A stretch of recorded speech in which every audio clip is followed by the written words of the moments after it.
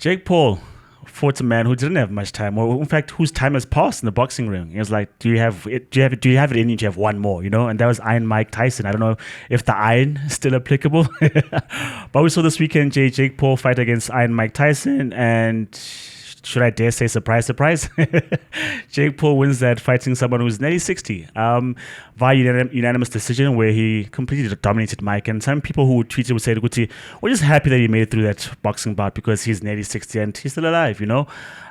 Jake Paul just keeps getting money from our pockets because we want to see these things happen, and he keeps on winning. What do you make of that fight? Is it another farce, or did you have a bit of interest in this one? First of all, right, that fight was broadcast on Netflix. Netflix, if you want to stream live sport, you've got some ways to go. Because there we were, like with the stream like kicking us out and crashing all over the place throughout the world on all of us, you know. So I, for example, only got to watch the match, the fight afterwards because, I was so frustrated I gave up.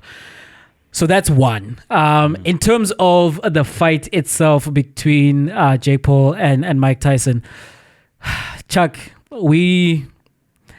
there's a nostalgia thing that happened here, right? Yeah. Because if you're old enough to have seen Iron Mike Tyson in his absolute pomp, he left an indelible mark in your psyche that when you hear that he's going to fight again, you want to see what's still there, what part of the animal still exists.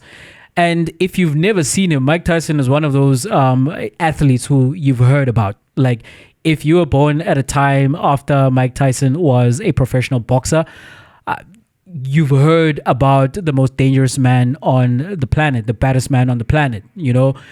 And you've seen the clips. You've heard him say that he wants to eat people's babies. Like you've seen him bite people's ears off. You've seen the clips on YouTube of him knocking people out in the first 2 rounds consistently. And you've heard about him being the youngest ever heavyweight champion. And so there's a myth around this guy, like who is Mike Tyson in the ring. And so both sets of those people would have tuned in to see that fight. But then what we did see was a man who only managed to land 18 punches in 8 rounds.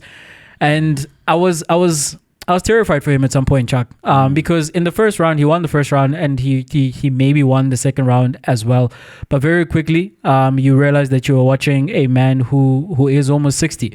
His legs are nowhere. And you saw him bouncing around, trying to move around in that trademark Iron Mike style, you know, but you see what the mind remembers, but the body has completely forgotten because his body was just not complying at all with Mike Tyson, the fighter, as you knew him.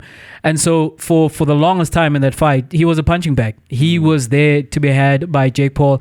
And if maybe I'm going to tip my head off to Jake Paul for anything, it's the fact that he didn't actually, he held back. Because he could have knocked Mike Tyson out. He could have hurt Mike Tyson.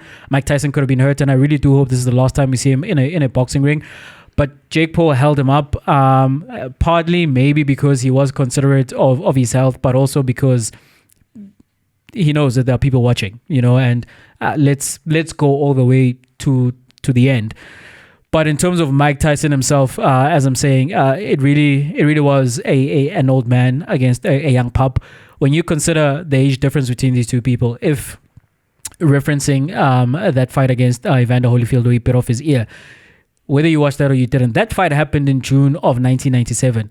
Jake Paul was born in January of 1997.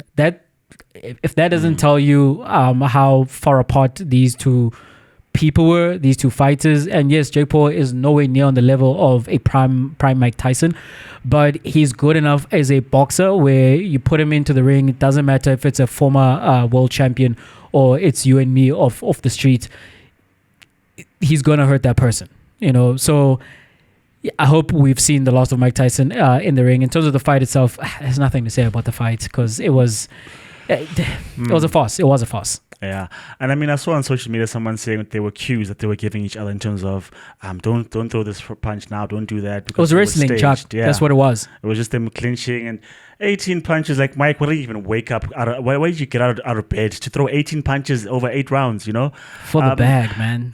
I guess, right. Here's where I tip my hat off to Jake Paul. Jay, he has us still intrigued. He beat Mike Tyson unanimously, right? And then I don't quite remember what the tweet was, but Jake Paul did reply to Artur Beterbiev, who says, come, let's do it. Because we all don't know how good actually is he, because he keeps fighting washed out UFC fighters, or fighting Nate Robinson, who's a basketball player who knows nothing about boxing, and he's much bigger than him. And then he fights Mike Tyson, who's an old man who was ferocious in his time. But you're like, how good is he? And the questions keep popping up because we want to see him get knocked out, number one. Number two, every time we say he's going to lose this time, he doesn't, And so every time he puts up a fight, we want to go see it. So in terms of intrigue and the mystique of it, or the curiosity about how good is Jake Paul, or when is Jake Paul going to get knocked out, that still goes on. And I think he's built a very good brand in terms of us wanting to see him fight.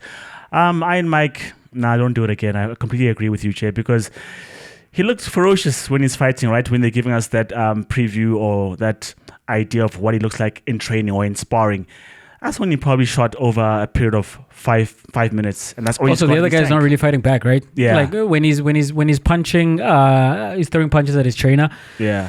Yes, the sound effects and the explosiveness, it translates as, oh my goodness, Iron Mike still has it, or if he's throwing punches at the back, but then when you see him with another human who's moving around and trying to punch him back, not the same thing. If I'm not mistaken, I think I heard Roy Jones's voice in the commentary or something like that in the build-up to the fights. I think I have to blame Roy Jones as well, because he, on the podcast, I think Andre Ward, he said in that exhibition fight with Mike Tyson, he got punched in the chest. He felt like he was kicked by a horse. Like, come on. If you say things like that, it makes us think there's still something there with Mike. The power is the last thing to leave you, right? Yeah. The power is still there. Not quite as when he was like young, of course. But there's a punch. There's a jab, I believe, a left jab that he landed on Paul. I think in the first or second round. It rocked Paul. Yeah. But there was nothing much after that. There's no follow-up. That's the thing. He can't then move in and execute any combinations, because once again, the legs were just like, there was cement, and they were just like, no. Chuck, in terms of what you mentioned with Artur Beterbiev, so Jake Paul, he responded to the call out from Artur Beterbiev, and he says that this is validation of his standing in the game, and he goes on to say that he runs the game.